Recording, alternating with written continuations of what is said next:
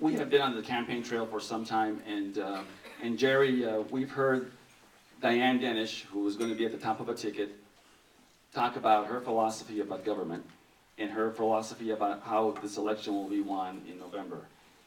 And as I've listened to you speak over the course of the last 3 or 4 months, you seem to be very much at a very different place than she is, as you coined it, more progressive.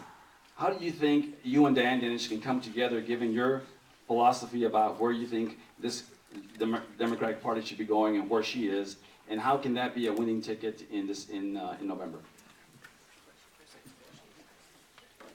Thanks, Lawrence. That's a good question. Here's what I would use as evidence of the fact that we can work well together. She's during the 6 years I've been in the legislature, she's made probably 15 or 20 tie-breaking votes. She's cast a tie-breaking vote in the Senate 15 or 20 times in those 6 years. Twice, once in a special session, one in this last session.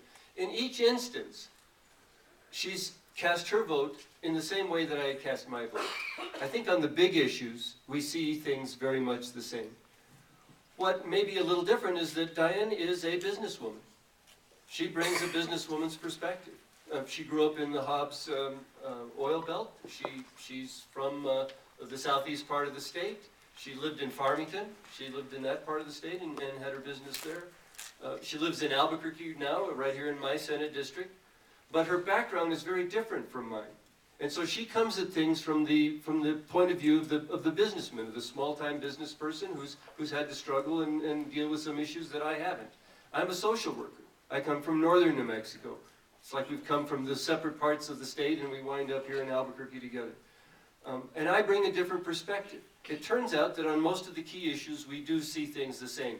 But I think the kind of experience and life work that I've done would be a nice complement to what Diane does.